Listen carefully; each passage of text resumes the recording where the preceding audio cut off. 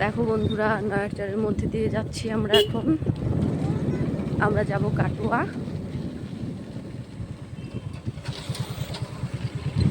তো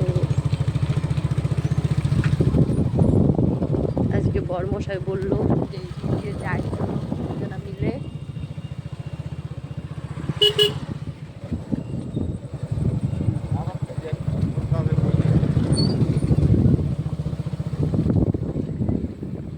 ওই যে সূর্যি মামা দেখো।